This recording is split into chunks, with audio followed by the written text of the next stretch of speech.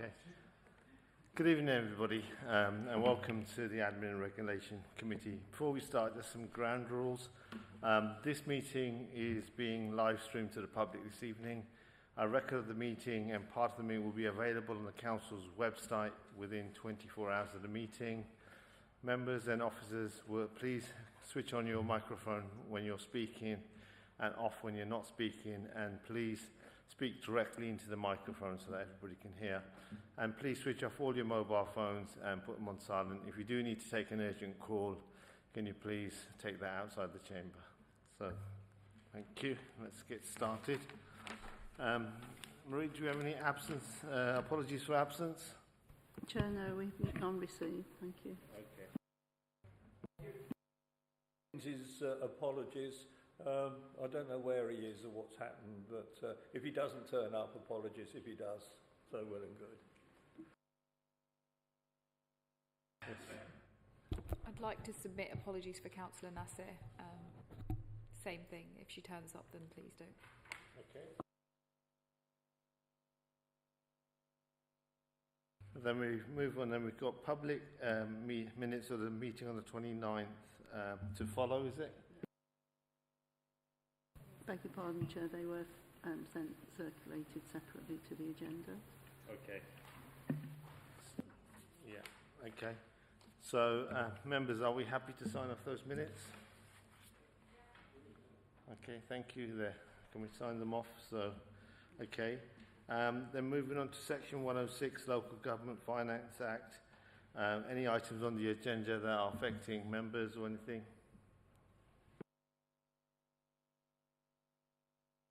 Any disclosures of interest? Alia. For item agenda 9, do I need to disclose interest if I'm a school governor? Yep. Okay. I'd like to submit Dallow Primary School.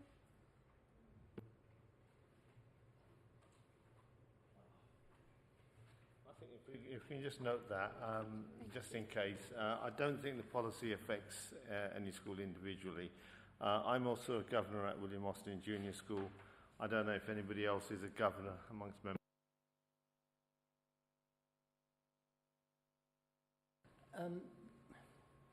Governor of Queen Elizabeth School.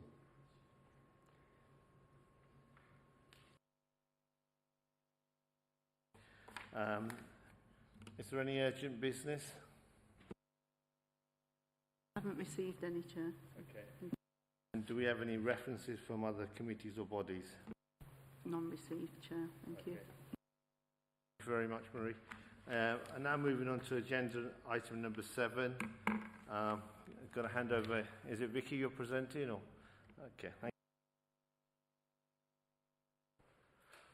Thank you. So I'll just give a brief introduction because hopefully the reports were quite detailed and gave you a sort of level of information that was required. Essentially, councillors may be aware that Neighbourhood Services was a department created in 2021 and amalgamated some of the public, well, all of the Public Protection Department and some of the Public Realm Department. But we've had no formal structure review since that point. So this was an exercise very much to look at how we wanted to realign our resources with our goals as neighbourhood services, which is set out in the report. It's important, I think, to say at the outset that there is no redundancies related to this restructure or reorganisation as a result of the new posts that are created and vacant posts that have been taken into account. So there is absolutely no anticipation that there'll be any redundancies from this project. But our goals, and just to very briefly summarise what we've been trying to achieve, as I mentioned, we really wanted to align our teams and our resources with our new service plan priorities, which are set out in the report, but very briefly are about neighbourhoods which are clean and green. So one team will look after that arena. About waste prevention, being neighbourhoods that are safer and more mobile, and ones that are fairly regulated and increasingly resilient. So the idea behind this has been to align the teams that we have in neighbourhood services with those core goals. We also wanted to look at increasing the numbers of heads of service because to this point we've only had 3, which is quite a small number considering that it's a high staff area and a high team area, so that was an important element for us which we've been able to achieve. And also really, really importantly, we were looking at introducing some additional career development steps and opportunities and that this, because in some areas we had a relatively flat structure with limited opportunities for career growth, and that's we've been able to achieve that within this project. And finally, just to give ourselves some additional capacity for this new proposed strategic support unit, because as you can imagine, in neighbourhood services, predominantly all of the roles are frontline roles. They are delivering services every day to residents. So actually we felt it was important that we draw together a small strategic support unit that would help us to deliver some of our work around business operations, behaviour change, and one that I've forgotten. But anyway, that, you know, those kind of more behind the scenes kind of roles to help us move to the next level. Innovation, the innovation role. And then finally, we just wanted to look at strengthening our commercial opportunities that we can activate within neighbourhood services with a new commercial operations team to support the work that we're doing. So I think there's, you know, if there's any questions, happy to take them, but I think there's probably, unless you want me to go through the specific proposals, because I know there's a fair amount, but I'll leave it there if that's okay, Chair. That's fine. I'm assuming members have read the papers and there's no point in going through them line by line. Councillor Malik. And the report is very nice, and it is clearly stated how many vacancies you are creating to improve that the quality of services, you know. But I have a question. The 14 posts you have created on that in reports, and 15 you are deleting. We are going to retire. The thing is that what is the process of 14 new posts, and what are their salary packages, and what is the criteria of HR recruitment side?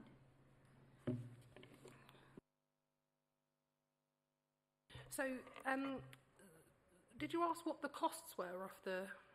Right, okay. So, the information I have got on my laptop, but what I can say is that the costs it's cost neutral in the sense that what the new posts won't exceed the budget of the existing posts. So I wouldn't want to quote the number without consulting my laptop because obviously it's all worked out specifically. But the project is cost neutral. So we've used the existing costs to facilitate the new posts, so it's neutral in that sense.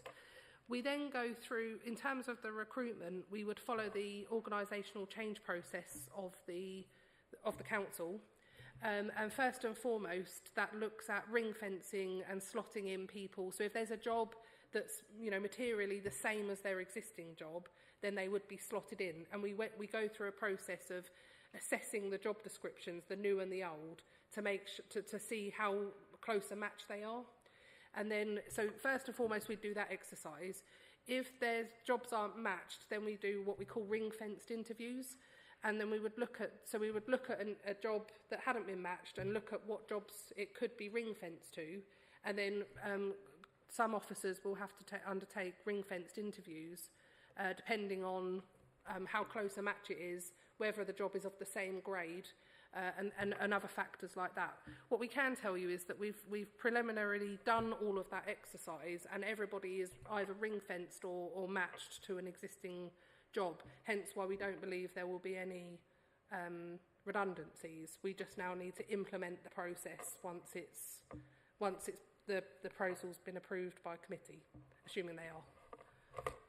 In future, we need some more vacancies like that to improve the services.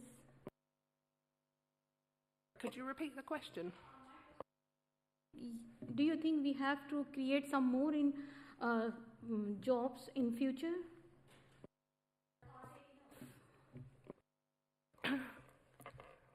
Difficult to answer. I mean, certainly this is sufficient for our current, within our current budget envelope. We have, you may recall, if you were on admin committee last year or the year before, we had increased the number of roles that we had in the frontline services through the additional £1 million investment that was given to neighbourhood services. So we have increased some of our frontline staff, you know, in recent exercises to do that. But that is something that we'll always keep under review as the population grows, as the number of households grow, as the expectations may change and policy may change. So we'll keep that under review. But at the moment, I'd say we have, in terms of our frontline staff, the numbers that we would expect to have haven't been successful in the growth bid. Are these posts are in the beginning, they are temporary or permanent job? The jobs all in this organisational change, they're all permanent jobs. Thank you, Councillor Malik. Councillor Khan? My question has already been answered. So I was going to ask if it's going to be internal recruitment, and you've already answered that, so that's fine. Thank you. Members, anybody else? Councillor Meads? Thank you, Chair. There's a couple of points I want to raise. It says here, aligning neighbourhood enforcement teams with the antisocial behaviour unit, in particular to enhance our focus on the town centre.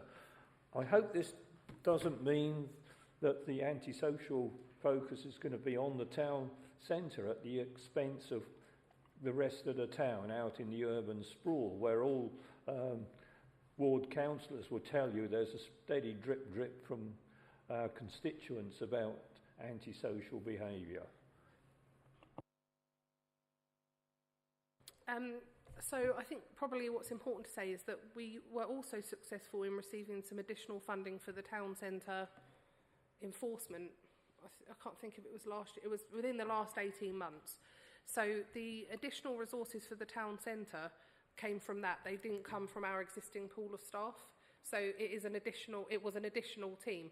The exercise here, and that included both in terms of the neighbourhood enforcement team, which there is a small number of now for the town centre, but we also had within that an antisocial behaviour officer for the town centre to do things like injunctions and criminal behaviour orders and wider problem solving on some of the individuals.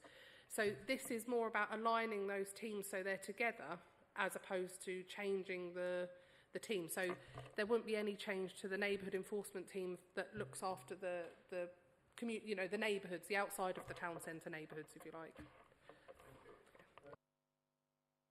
Carry on. Thank you.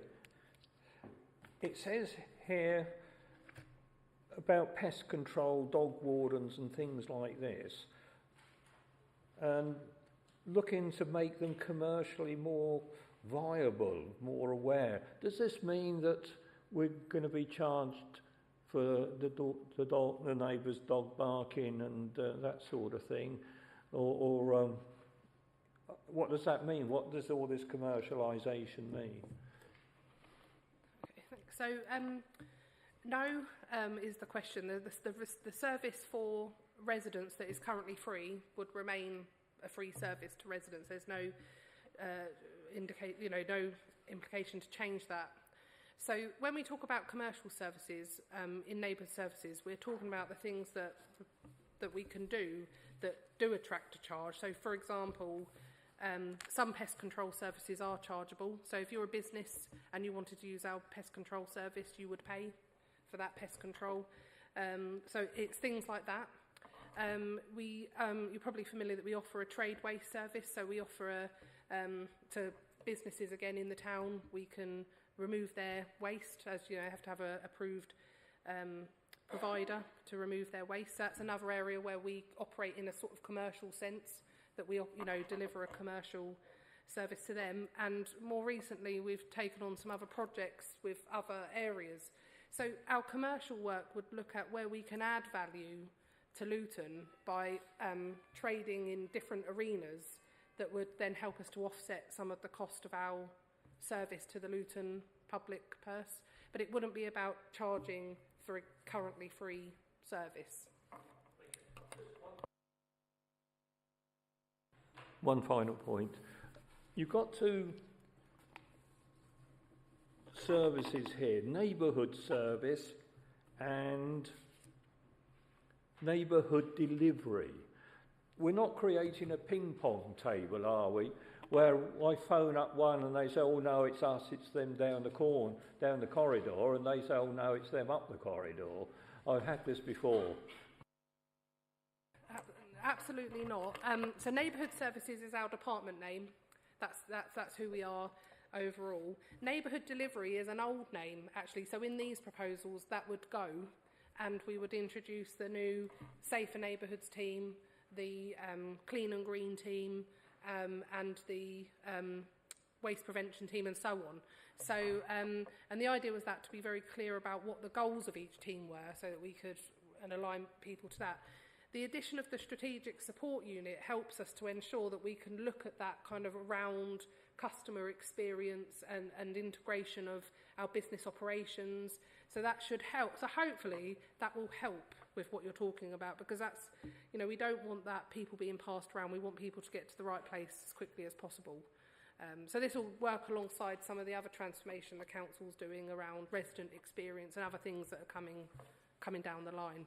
But certainly, no, I would want customers' experience to improve, and you know, not be detracted from within this. And I think this will help us with that. Thank you very much. Councillor Hajisola. Thank you, Chair. Anyway, thank you for your continued support for the staff, especially going through these changes, and of course knowing that there's no redundancies taking place, which is good. I just want to have the assurance that he says it's going to be one-on-one with the staffs, there's going to be continuous support for them. Can you assure us that the support for the staffs will be continuous in case anything arises? Support for, sorry, could you just clarify what support for? Yeah, there's going to be continuous support for the staffs. Yeah, just want to have the assurance that that will definitely be in place. Yes, that will definitely be in place. As we work through the implementation, we'll be very keen to support staff in, you know, how they secure the roles, but also once they're in them to do the new roles with development plans and other things that will help them. But yes, that's definitely key to this. Any more questions? Councillor Thank you, Chair. On page 20, you mentioned there are 4 neighbourhood operation manager post. I believe it will be deleted, right? On the page number 20, you mentioned like neighbourhood operation manager head count 4. Can you please clarify? Is it 4 neighbourhood officer position will be deleted? Page number 22.1. Our page numbers aren't the same as yours, but you know, this like, I mean, this thing is supposed to be deleted. There was a table mentioned about neighbourhood operations manager head count 4. Means 4. On the neighbourhood operations managers? Yeah. Yeah, so we have 3.6 full-time equivalents. So we have 3 full-time officers and 1 officer who does 22 hours. And so that says 4 people who do the role. Okay, so my question is, on the proposed job creation, you just mentioned head of safer neighbourhood, only 1 position. So how are you going to replace those on the new proposed structure? Is there any other replacement? Because I can't see these 4 people. So you'll create a 1 instead of 4? Yeah, so there's 3, so if you look at the grade, so here you see the neighbourhood operations managers are M5 grade, and in the new structure there's 3 M5 grades, the enforcement manager, the investigations manager, and the parking services manager. Okay. And that's 3, so you might ask, well, where's the 4th? So there is an additional post within neighbourhood services that is not part of the restructure because it's an existing post within our private sector housing team that is also M5 that is currently vacant, and we would look, as much as we'll look at the posts within the document, we can look at posts that are within the department and use them as potential suitable alternative employment. So there is an additional M5 post within the department that is currently vacant. Does that make sense? Okay, thank you. Yeah. And so one more last question about innovation officer. Is there anything you will be able to give us a guide? What is the role for the innovation officer? Is it related for the business sector? Like what is the role for the innovation, or what's the purpose to create a job, innovation officer? Thank you. Okay, so with the innovation officer, what we're looking at is an officer who can do research, evidence gathering and assessment, and look outside at both what industries are doing, but also other councils and other places to think about how we can bring in some innovation to what we're doing. So as an example, there's some new equipment and new machinery that might help us to be more efficient in terms of our street cleansing or our grounds maintenance. So they would look at what is the case for us to bring that into Luton. They might also do some innovation around our policy development or our IT infrastructure, working with other parts of the council. So the whole idea is to look at how we can innovate within neighbourhood services to be more efficient or to deliver a better outcome for the residents of the town. And it will be within the sphere of the types of things that we're doing. So, the frontline services, the enforcement and public protection. So I can't, it will depend on what the priorities are and what areas we think there are. But that's what that role will look at, is different ways to become more innovative and creative in what we're doing. Okay, I've just got a couple of questions, Vicky. I think all the members have asked their questions. I was going to say, you've consulted staff, and obviously there's a bit in there about the consultation, but what I couldn't see in there is how staff feel about these changes and what they think about them. I wonder if you could enlighten us around that, and then I'll ask my other question. Yeah, I would say that the response from staff has been very positive in terms of how they engage with the consultation and some of the ideas that they put forward. And you can see here that we adopted some of the ideas that staff actually put forward in response to the consultation. But overall, I'd say the response has been very positive from staff who recognise, actually, because this did take into account some of the feedback I'd been receiving over the, since I've been appointed permanently. So actually some of the ideas that people had already put forward were already represented in this.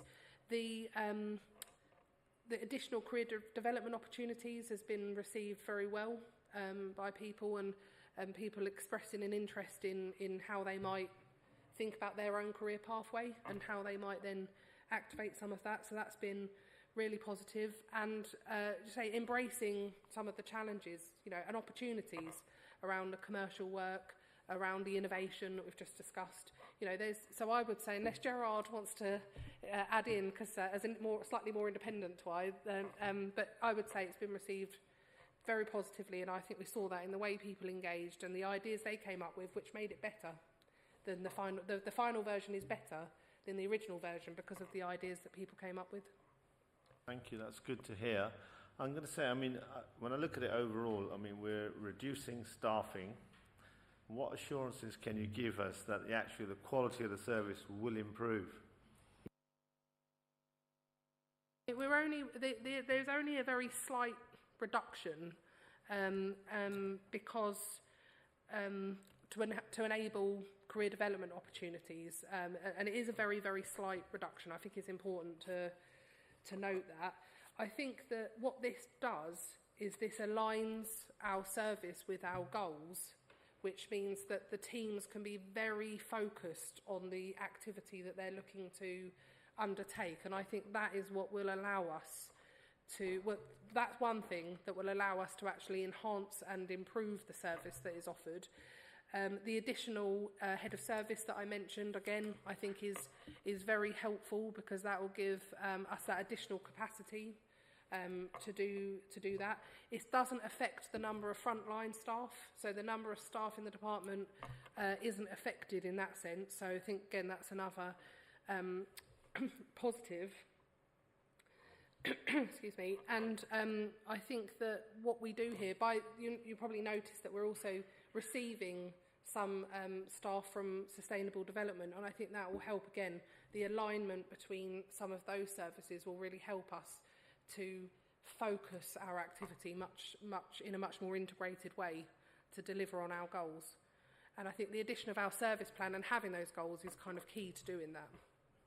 No, I mean, in terms of alignment, what you're trying to do strategically, it makes sense. It's about whether it will then lead on to an improved service. And I don't know what or anything you'll be doing to kind of monitor that service, to kind of make sure there is improvements and we are actually delivering for residents. So one of the goals and sort of areas of work of the strategic support manager and the business operations team manager is very much to monitor performance of the department, so that we can make sure that we're very clear on what we're trying to achieve, and that we've got that. And it goes back to what Councillor Reid was saying about the integration of the department. So actually we can monitor for that and make sure that things are being dealt with first time rather than after multiple times.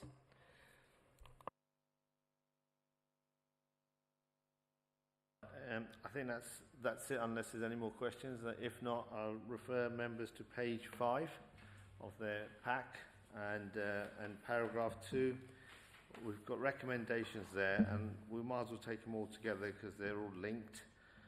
We're basically being asked to approve the restructure of the neighbourhood services resource realignment as set out in Appendix A, and that's the deletion of 15.82 posts, creation of 14.5 posts, and an amendment of 5 posts as detailed in the appendix. So are we all happy to approve that?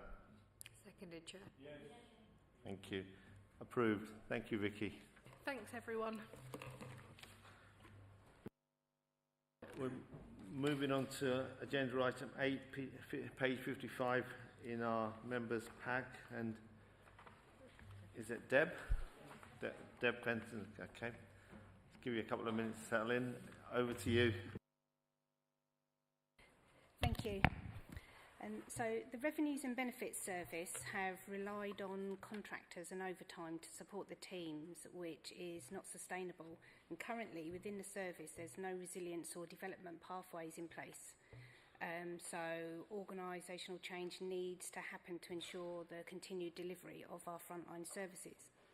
So with added pressures across the service, increased domestic properties and businesses, revaluation of business rates, plus an increased council tax reduction caseload due to the cost of living crisis and wider poverty across the town, this results in higher transactional processes each year. Benefits for the customers and residents of Luton is earlier intervention with the customers to ensure that accounts are correct, backlog is removed and maintain business as usual. Also enables the customers to make arrangements to pay outstanding debts at a far earlier point. The new structure will ensure that there is resilience within the service and creates a development pathway for the staff to ensure that the service is fit for purpose going forward. During the process, I consulted with unions who were very supportive and with staff, and extended the consultation period a couple of times to make sure that we're taking into account all the changes that they'd requested and considered. Additional resources that are being put into the team, there are no redundancies, just creating extra resources, are expected to deliver a 1% gross increase in the council tax and business rates collection for 25-26. In monetary terms, that equates to 1.2 million in council tax income and 730k in business rates income, which will help fund the proposed restructure. Thank you. Thank you, Deb. Members, any questions? Councillor Malik. Good evening, Dad. I have read your report, which is quite clear, and I want to know, is that a debt recovery? Because 266k to be funded through additional on page 55. Collection for income recovery to be benefit overpayment. Is that a payment we have to recover? Is that the you can say we have to expend the amount to recover the debts, and which type of debtors we have to recover it for the debtors debt recovery, and what is the amount of debt recovery. It's in a 200 million, 300 million, and which areas we have to recover. Is that a council tax? Is that any other? So in terms of council tax collection, that obviously funds the services for the council. So it is looking to increase the target to 96.5% next year, and business rates target to 97% next year, which is an increase on this year's. In terms of what else the service collects, we collect housing benefit overpayments, as well as that summons income, business rates, summons income. All of that income is generated into the team, which helps to fund this, and then that money goes back into the wider fund to pay for services. Any more questions?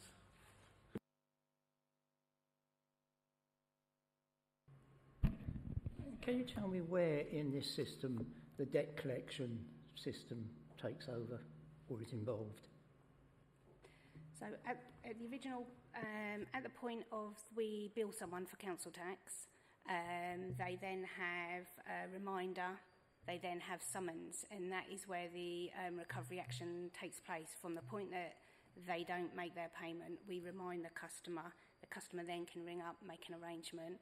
If they then default on that, we then do a summons and take them to court, and then they can still make an arrangement, but it's just a more formal process. So how many people are involved in this system? So the residents of Luton are all billed for council tax, so I think there's about 85,000 properties. I mean the number of debtors. I mean the number of people monitoring the debt. Oh, on the recovery team. Debt collection. So there's, I think, off the top of my head, there's about 11, 12 staff. And so the extra resources that I'm referring to here are going into the billing side, so it's able to get the bills out to the customers a lot quicker than what we are currently at the moment. I'm just a bit concerned that we've just recently been told that there's £180,000 in debt being written off. Is this going to change a lot, do you reckon, if we've got 12 people dealing with it now? Yeah, because we have different forms of the way that we can collect the money, and we use a lot of artificial intelligence. So we have an automated service where the customers can ring up, they can make their payments, they can speak to an advisor. And since in the month of October, the people that have contacted us to make arrangements, because they're obviously struggling to pay their council tax, has doubled. So the changes we've made in the team already is part of this process, and it is working successfully. But that is encouraging. It's not to worry in either. It's just that no company can survive on writing off £180,000 in debt. I worked for many years as a debt collector, and I know damn well it doesn't work like that.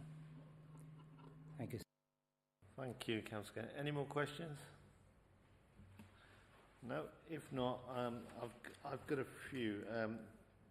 Can I just check on the table you've got on, I think, paragraph 16, post to be deleted?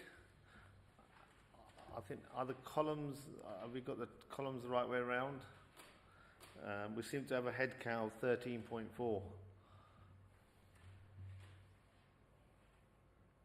Page 57.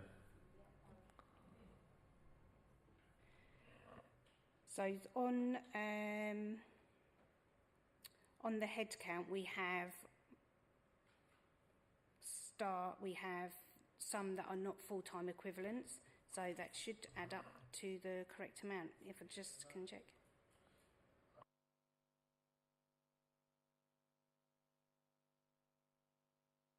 The FTE should be 13.4 and head count 16 rather than the other way around. Yeah, I can't can have see half that, a person. I can see that, sorry. The other thing is,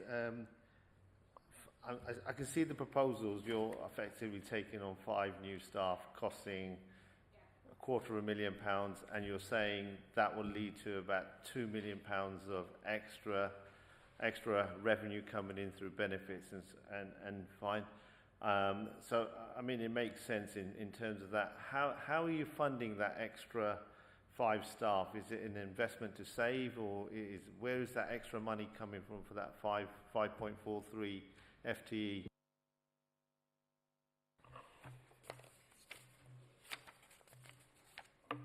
No, I think it says on the back of the report, if you can bear with me.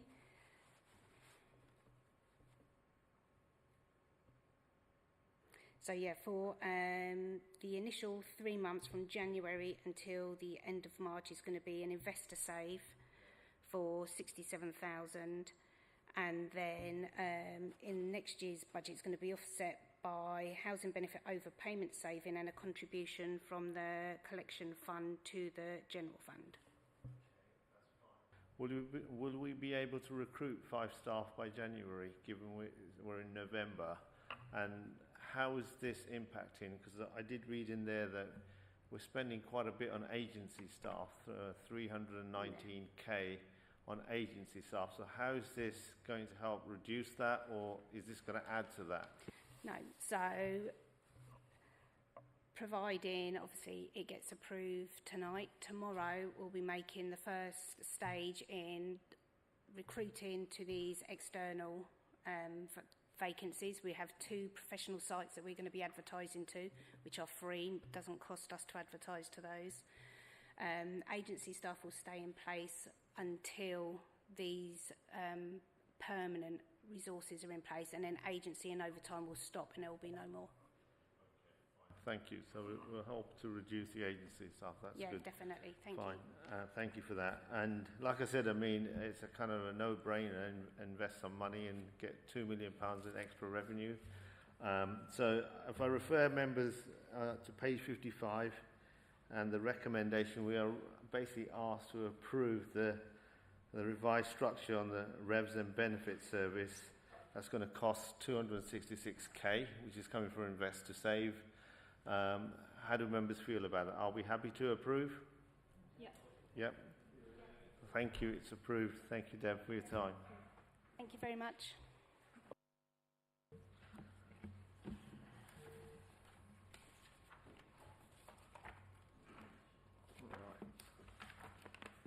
Okay, we're now moving on to agenda item 9, Model School Pay Policies for 2024. And is it Sharon? Is it? I'm here in relation to the Model Schools Pay Policy, which has been updated to reflect the National Teacher Pay Award.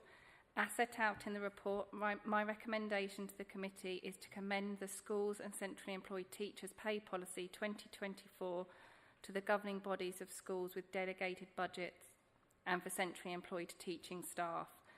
The policy is amended each year to reflect the changes to teachers' pay as set out in the statutory School Teachers' Pay and Conditions document. For reference, the School Teachers' Pay and Conditions document sets out the framework for teachers' pay for maintained schools in England. I would therefore like to advise the committee to approve the updated model pay policy for adoption by community schools and centrally employed staff. The update reflects the national 5.5% uplift to pay and allowances for teachers and school leaders. Thank you. Members, any questions? Yeah, it doesn't apply to academies though, does it? This is only for community schools that I'm seeking permission. I think academies can set their own pay scales, but majority follow the national pay scale. Any other questions, members? I've just got one.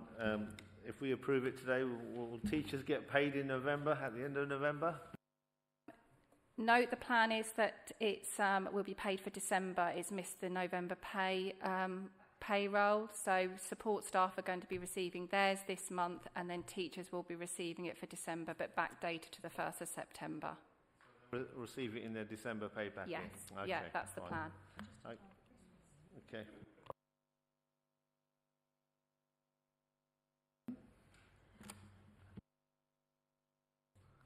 Can you please clarify which schools have fall under community school? Is it the council-led school or? Yeah, community schools are, the council is the employer. The local authority is the employer at community schools. Any more questions? Otherwise, I'll move on to the recommendation. If members look at page 81, the recommendation is for the committee to approve the attached model school pay policy, which will be sent to community schools for adoption. So are we all in favour? Yes. Yes, thank you. Approved. Thank you.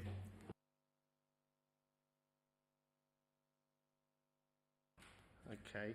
Now moving on to agenda item 10, which is our draft committee work programme.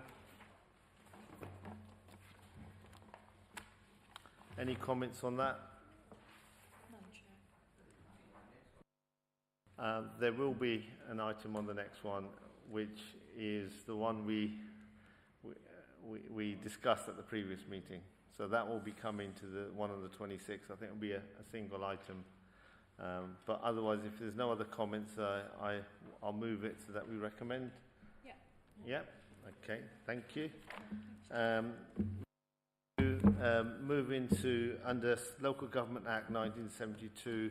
Going to move into a private meeting where we will be coming off live streaming and moving into a private session for an item.